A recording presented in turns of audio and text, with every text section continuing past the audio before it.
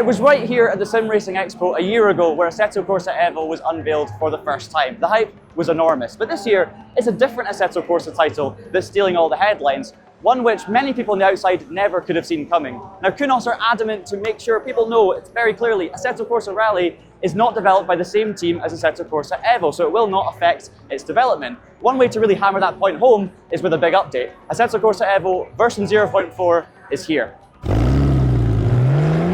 Label here at the SimRacing Expo, version 0.4 contains a lot of new content.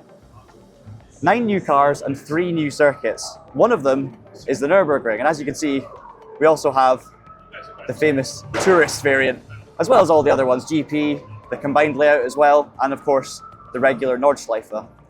This is one of the new 9 cars, probably not the best for going over the speed bumps here, but we're going to unleash over 700 horsepower in the Ferrari F40 LM. Another classic Ferrari GT car from the 90s, or late 80s even, with the F40. Now unfortunately, you're probably not going to have any game audio here, so you're just going to have to trust me on this. But it's got that fantastic Ferrari wheel that you would associate with the F40 LM. If you see any footage of this car online anywhere, it is an evocative sound to say the least. In fact, you don't quite have to imagine it, as later in the day, I drove this car on a separate IMSIM motion rig with the speakers connected. And although this is just the camera's onboard Atmos mic, it does at least give you an idea of the sheer ferocity.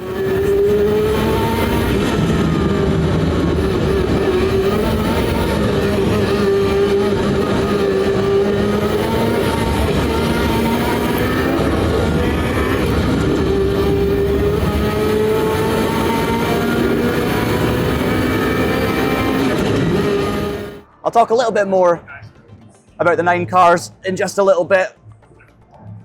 But in terms of the 3 tracks, as you know, we've got the Nurburgring. We've also got Road Atlanta, which is key because it's the first time we've actually seen Road Atlanta in an Assetto Corsa title. And we also have Oulton Park, which wasn't in Assetto Corsa, but was in Assetto Corsa Competizione. Now this update isn't public yet. We're just getting our first demonstration of it here at the SimRacing Expo. But there have been other cars and tracks unveiled at the show, which can be a little bit confusing if you're not paying attention to the details. Some of the cars are coming later. We don't exactly know when yet, but we expect early next year, as well as Free Roam, which we've seen more of a preview of during this year's SimRacing Expo.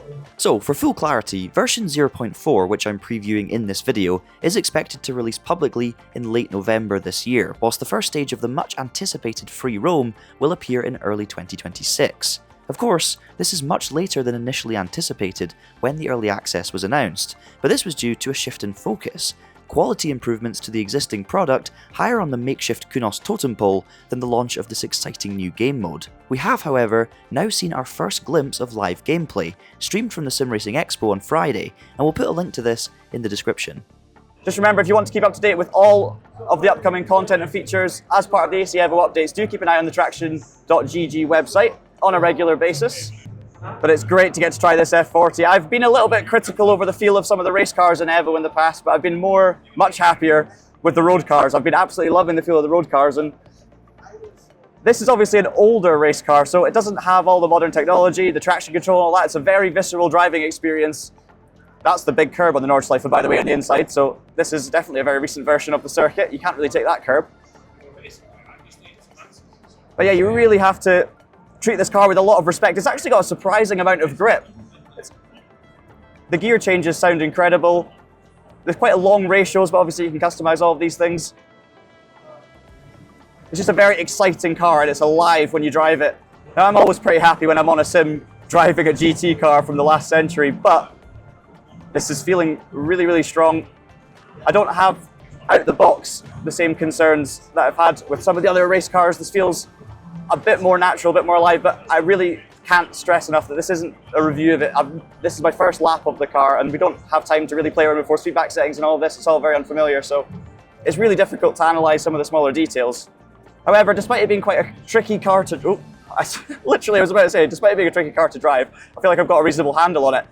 Immediately as I was saying that, almost stuck it in a wall. So I may have just said I had a reasonable handle on things. What I hadn't noticed was that the boost pressure wasn't set as high as it can go. That was something I wouldn't experience until that aforementioned second session later in the day, and with full boost pressure, this thing was a comprehensive assault on what were previously my senses. Just wait until you try it for yourself.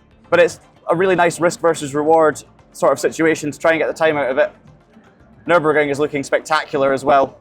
It's, I think, around about 7 AM in game, or almost 8 AM actually. We've seen Nurburgring in so many sim titles over the years, and Assetto Corsa Competizione's version did set the standard for me at the time. And it's nice to see it's not just a straight port of what was on there. It feels updated, it feels new. So we will briefly touch on the other 8 cars that are coming as part of this new update. There's another Ferrari, the Ferrari Daytona SP3. You've also got a very interesting Mini John Cooper S, which I'm going to come back to in a little bit because there's a special feature with that car. Adding to the existing collection of Group B and Group A rally cars in their road spec, you have the Renault 5 GT Turbo, which is of course a famous rear-wheel drive Group B car, and you also have, I don't have it in here, I've not bought it yet, hang on a second. Here we go, vehicle hub. There it is, the Peugeot 205 T16, one of the most iconic Group B rally cars in road spec. I don't like this brand hub for the cars, I have to say. I would much rather just have the cars in my inventory rather than buying them when it's in the open mode and they're free anyway, but that's just something that I hope to see improve with the UI. We have a couple of new Beamers as well. I would love to drive if I have the time, so we'll have to wait and see, but we've got the M3 E46 CSL, a bit of a Gran Turismo icon in my opinion. Great to see it on Assetto Corsa EVO. We'll love driving that around the Nordschleife. And we also have the more modern BMW M3 competition as well. And then our final 2 cars are the Porsche 718 Cayman GT4 RS. We already have the GT4 Race Spec Club Sport, so don't get confused. This is the sort of road-going equivalent. And then finally, we have a car that I think a lot of you are going to be excited about, the Toyota Supra Mark IV. Now, if you look closely, it says there are 2 versions available of this car, and this is something that we need to look at, because not only do we have a regular 3-litre Toyota Supra, we also have this, which as you can see says Drift Tune Step, because yes, for the first time in Assetto Corsa EVO, we have full drift versions of cars. So I'm going to take that out for a spin in just a second. The interesting thing I wanted to show you with the Mini, it also has 2 versions available. The last one is the Mark VI B16 tune. Now, for those of you who don't know, B16 tune basically means this car has had an engine swap. It's got a 1.6 litre Honda Civic engine, a VTEC engine, in an old Mini, around about 160 horsepower. So that's going to be an absolute blast. We're going to jump into the Drift Supra very briefly at Road Atlanta, and you can see how terrible I am at drifting. In fact, just before I go to Road Atlanta, we'll do a bit of practice in the Nordschleife car park.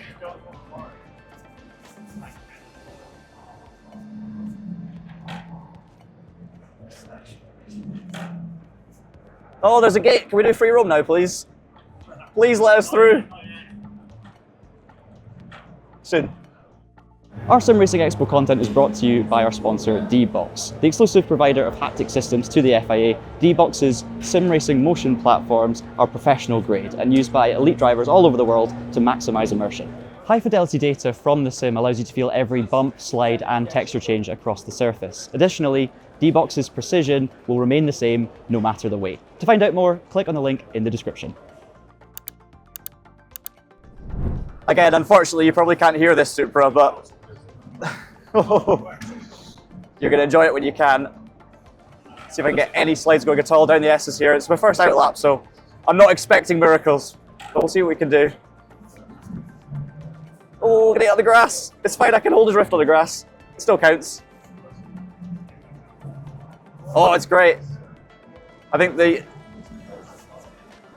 existing Assetto Corsa drift community have got something to get excited for, that's for sure. Yeah, I did just say it's great after literally one set of S-bends. What can I say? The excitement and adrenaline clearly had a hold of me. But I've certainly never had a more intuitive out-of-the-pit-box experience in a drift car. I've never drifted in real life, so whilst I can't comment on direct authenticity, I can comment on natural feel and intuitiveness, which was immediately present. So we've talked about the new cars, we've obviously discussed the 3 new circuits, and they've all got variations on track layouts, etc. But what we haven't touched on is what else is changing with version 0.4. The game is going to have some general stability improvements. We've also seen improvements to the tyre model as well. Again, can't go into any details on that, can't really perceive these right now on this unfamiliar setup in this setting, but there will be changes, that's all you need to know. And also improvements to the audio. And I mean, assuming these are in play right now, obviously I didn't know what these cars sounded like before. I can't get stopped, that's a big crash in real life. I obviously don't know what these cars would have sounded like before 0.4, but I mean, immediately as I'm driving, I'm getting excited by the sounds, and unfortunately, yes, we might not be able to share that with you, but I'm sure you're going to hear about it sooner rather than later. And finally, this is a big one. We're going to see the implementation of SimGrid's integrated online racing portal. So that is going to see more ways of doing organised racing on Assetto Corsa EVO. There's lots of stages to the development on that, involving ranked racing, private servers, all of that stuff. So you'll be able to find out more details on the website. We'll keep you in the loop, of course, as we always do. And also with this update to do with online servers, they will be increasing maximum server sizes, so you should be able to race with more people on the grid at any given moment. Those are the main headlines on top of the content, so a lot of changes coming with 0.4. Now, of course, what 0.4 doesn't bring is new modern race cars and AI racing improvements, so one small personal gripe and one big personal gripe of mine when it comes to AC EVO aren't directly impacted by or relevant to this new update. Just because I'm not mentioning them directly in this video doesn't mean my concerns have dwindled. Now just a reminder, like I said earlier, if you have seen other interesting cars, maybe the Ferrari F1 car from 2025 for instance, or the McMurtry Spearling amongst others teased already at this expo, they are not coming with 0.4, they're coming later down the line, but we're going to have all the information on what's coming next year and in future updates on the website, and we will of course keep you up to date on this YouTube channel as well, so make sure you subscribe so that you don't miss any of that. My rear tyres are on fire, which is great to see.